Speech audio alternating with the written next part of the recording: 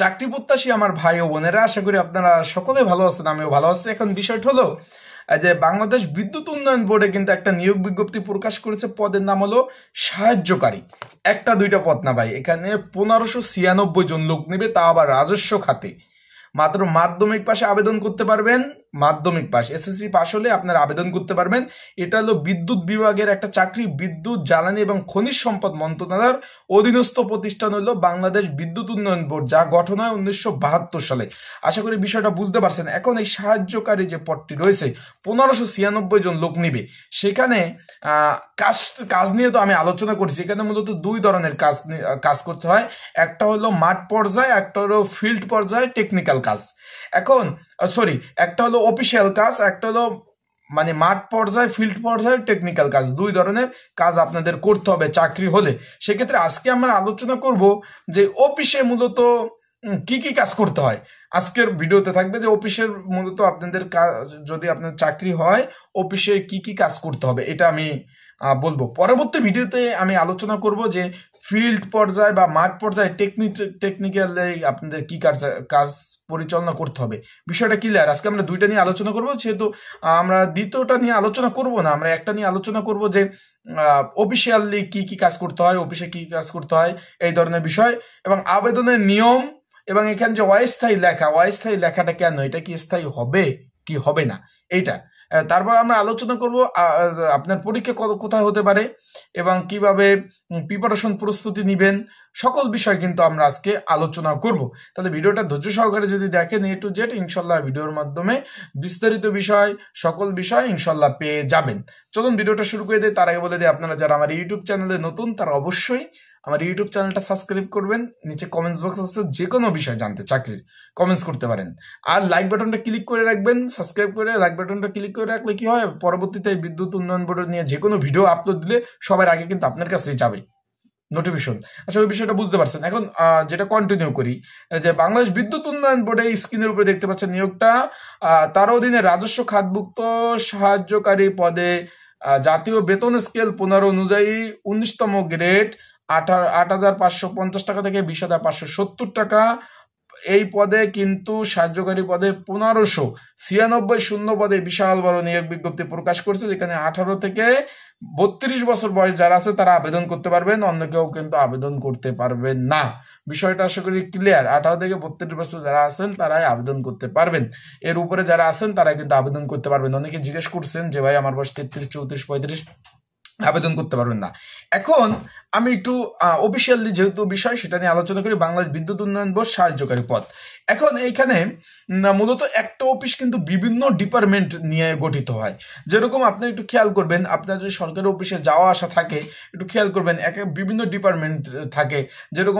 যেরকম এখানে থাকে, দেখবেন যে কমার্শিয়াল সেকশন থাকে, হিসাব বিভাগ থাকে, তারপর থাকে আপনার অডিট বিভাগ থাকে, তারপর আপনার এখানে থাকে আইটি সেল থাকে, তারপর এইখানে থাকে প্রকৌশলী বিভাগ, ইঞ্জিনিয়ার সেকশন, তারপর প্রকৌশলীপুর, ইঞ্জিনিয়ার টেকনিক্যাল বিভাগ, এরকম কিন্তু আলাদা আলাদা বিভাগে কিন্তু আপনাদের থাকে দেখবেন যে সরকারি প্রতিষ্ঠানে। এখন আপনার যদি সাহায্যকারী পদে আপনার চাকরি হয়, রিজিকে যদি থাকে ইনশাল্লাহ, তাহলে আপনার এই সব বিভাগে আপনার অফিসিয়ালি প্রথম অবস্থায় মানে চাকরিতে এখানে পোস্টিং গুলো হবে। বিষয়টা আশা করি বুঝতে পারছেন আপনারা।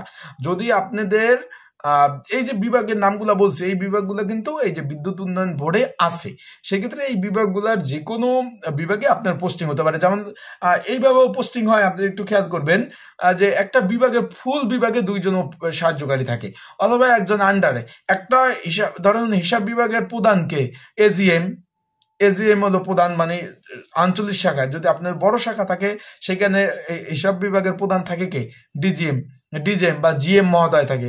জিএম এর পরে ডিজিএম পরে এজিএম। বিষয়টা ক্লিয়ার, এটা পদ অনুসারে।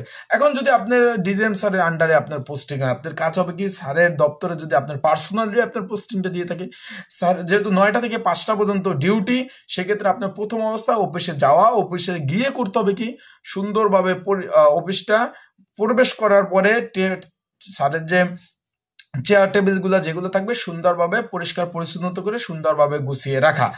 টেবিলের উপরে যদি এলোমেলো কোনো কাগজপত্র থাকে, ফাইলপত্র থাকে, সেগুলো কিন্তু সুন্দরভাবে গুছিয়ে রাখতে হবে। বিষয়টা আশা করি আপনি বুঝতে পেরেছেন।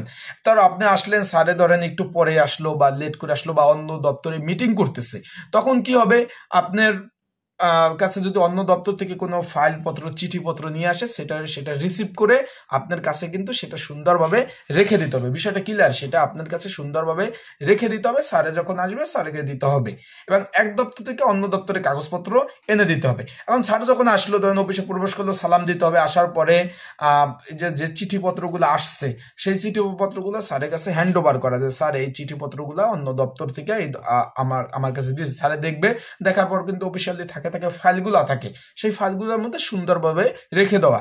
আর কি কি কাজ করতে হবে তার আগে আমি একটু বলে দেই। যেহেতু আবেদন শুরু 24/11/2025, আবার বলতেছি, এই যে রানিং মাসের নভেম্বরের 24/11/2025 তারিখ থেকে আবেদন শুরু, এটা শেষ হবে 15/12/2025, মানে ডিসেম্বরের মানে মানে নভেম্বরের শুরু, ডিসেম্বরের 15 তারিখ শেষ হয়ে যাবে। তার মানে পুরা বহুত একটা সময় পাবেন। তাই ঘরে বসে নির্ঝামেলায় ত্রুটি মুক্ত দোকানি ঝামেলা এড়াতে, যেহেতু টেলিটক একটা ফ্রি পেমেন্ট করতে হয়, এই ঝামেলা এড়াতে যারা আবেদন করতে চাচ্ছেন নির্ঝামেলায়, তার স্ক্রিনের উপর যে হোয়াটসঅ্যাপ নাম্বার রয়েছে, ডিসক্রিপশন বক্সে নাম্বার রয়েছে, এই নাম্বারে মেসেজ দিবেন। মেসেজ দিলে কি কি কি ডকুমেন্ট লাগবে আমি বলে দেব। সেই ডকুমেন্টগুলো দিলে ইনশাল্লাহ আমি সুন্দরভাবে আপনাদের নির্ভুল ত্রুটি মুক্ত আবেদন করে দিতে পারবো। আর একটা বিষয় হলো, এটার পরীক্ষা ঢাকাতে হবে, আর আবেদন পড়বে প্রচুর পরিমাণ, তাই এটার পরীক্ষার প্রিপারেশন প্রস্তুতিমূলক। যদি কারো সাজেশন প্রয়োজন হয়, এখন ভাই বলবেন যে ভাই এখানে পরীক্ষা লিখিত হবে না এমসিকিউ হবে? ভাই এখানে আমি আগে বলে দেই, এখানে আবেদন পড়বে 5-6 লাখের উপরে। বড় নিয়োগ, 19তম গ্রেডের চাকরি, বাংলাদেশে বেকারের অভাব নেই, প্রচুর আবেদন পড়বে।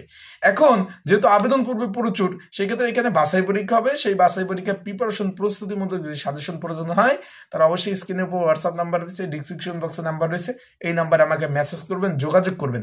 হোয়াটসঅ্যাপে নক দিয়ে আপনারা সাজেশনও নিতে পারবেন অ্যান্ড আবেদনটাও করে নিতে পারবেন। এখন কাজ কি আমি বললাম তো অফিসিয়ালি।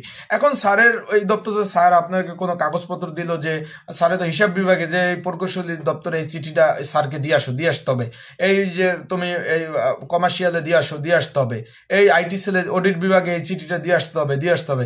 মানে মানে মোট কথা হলো অফিসিয়ালি বিভিন্ন ধরনের কার্যক্রম আপনাদের করতে হবে। এখন স্যারের যখন মেহমান আসবে, গেস্ট আসবে, তাদেরকে ফল ফুড কেটে খাওয়ানো, চা খাওয়ানো, তারপর অফিসের বিভিন্ন প্রকার, আবার বলি, অফিসের বিভিন্ন ধরনের কাজ করতে হবে, অফিসের বিভিন্ন ধরনের কার্য পরিচালনা করতে হবে। যেহেতু এটা ছোট চাকরি, অফিসের আসবাবপত্র এক স্থান থেকে অন্য স্থানে নেওয়া থেকে শুরু করে টুকি টাকি ঊর্ধ্বতন কর্মকর্তা যে আপনার স্যার থাকবে, স্যারের নির্দেশ ক্রমে কিন্তু আপনার অন্য সকল ধরনের মানে যে কাজ আছে টুকিটাকি সব এগুলো কিন্তু করতে হবে। বিষয়টা আশা করি ক্লিয়ার হয়েছেন। এখন এটা পোস্টিংটা কোথাও হবে, অনেকে জিজ্ঞাসা করছেন ভাই পোস্টিং কোথাও হবে? বাংলাদেশের 64 জেলায় পোস্টিং হবে। পোস্টিং নিয়ে কিন্তু আলাদা একটা ভিডিও আমি তৈরি করবো ইনশাল্লাহ। পোস্টিং, রিটায়ার্ডে কত টাকা পাবেন, তারপরে এখানে আরেকটা বিষয় অনেকে জিজ্ঞাসা করছেন যে ভাই প্রথম অবস্থায় কত টাকা পাবো, সেই বিষয়ে আমি কিন্তু আলোচনা করব ধাপে ধাপে। প্রতিদিনে ইনশাল্লাহ আপডেট ভিডিও থাকবে, তাই চোখ রাখতে হবে আমার ইউটিউব চ্যানেল, ফেসবুক পেজে, লাইক কমেন্ট শেয়ার করে রাখতে হবে। এখন বিষয়টা হলো, আপনারা আরো জিজ্ঞেস করছেন ভাই এখানে অস্থায়ী লেখা কেন? অস্থায়ী লেখা ভাই কোনো প্রবলেম নাই। এখানে 2 নাম্বার কলমে লেখা রয়েছে বর্ণিত, এখানে সুন্দরভাবে লেখা রয়েছে প্রথমে, বাংলাদেশ বিদ্যুৎ উন্নয়ন বোর্ডে 2 বছর পরের মধ্যে তাদের নির্ধারিত প্রশিক্ষণ এবং অন্যান্য কর্মসূচি অংশগ্রহণ করতে পারবেন।